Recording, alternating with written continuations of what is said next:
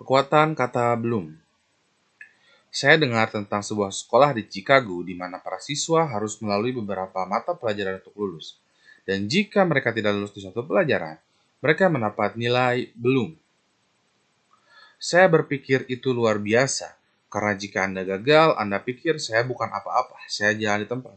Namun jika Anda mendapat nilai belum, Anda mengerti bahwa Anda berada pada kurva proses belajar yang membawa Anda pada jalan menuju masa depan. Kata belum memberi saya pemahaman mengenai peristiwa penting di awal karir saya, titik balik sebenarnya.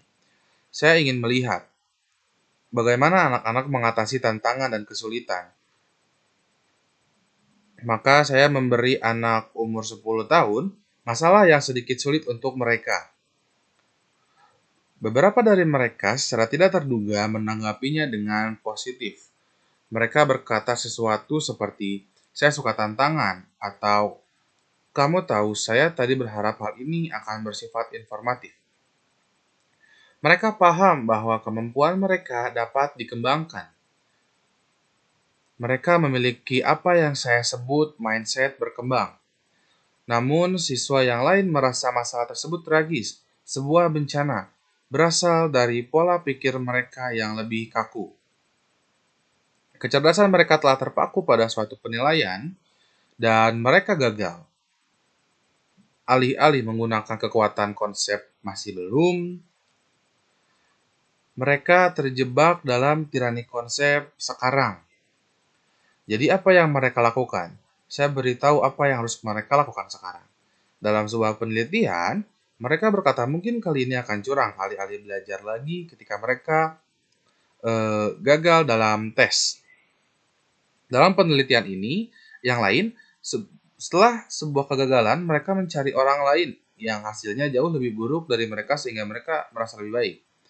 Dalam satu penelitian ke penelitian lain, mereka lari dari kesulitan. Para peneliti mengukur aktivitas listrik di otak saat siswa diperhadapkan dengan sebuah kekeliruan. Gambar di sebelah kiri adalah pola berpikir yang menetap. Tidak ada aktivitas apapun yang terjadi. Mereka lari dari kekeliruan. Mereka tidak melibatkan diri.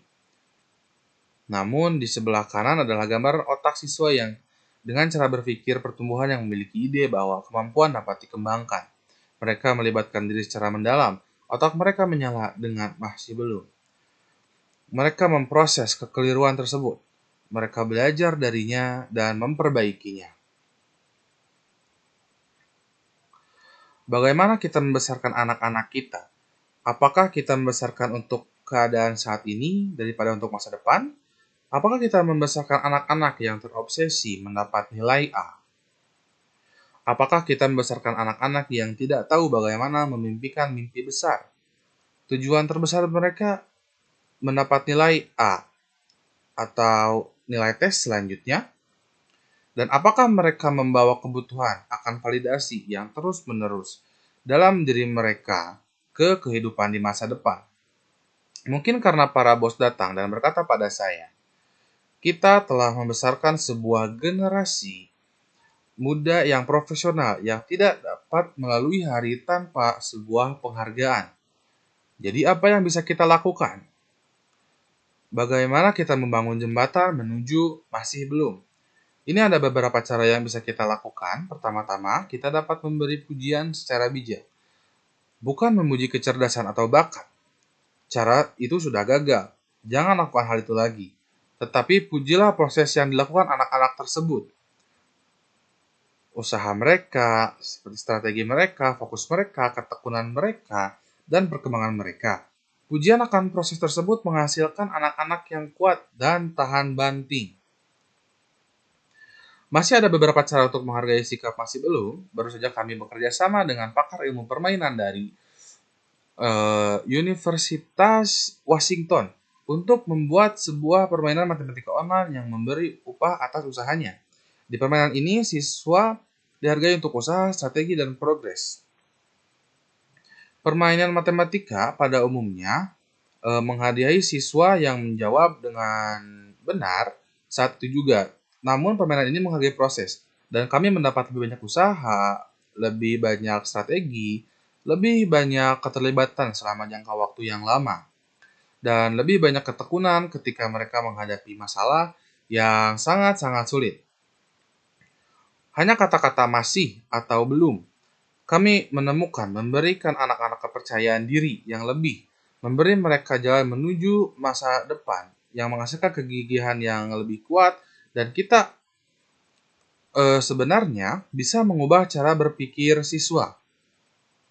Dalam sebuah penelitian, kami mengajarkan mereka bahwa setiap kali mereka keluar dari zona nyaman untuk belajar sesuatu yang sulit,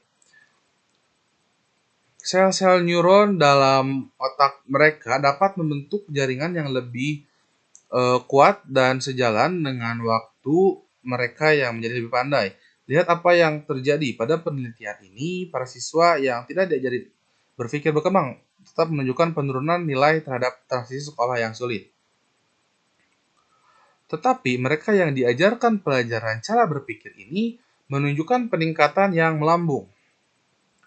Kami telah menunjukkannya saat ini, perkembangan semacam ini,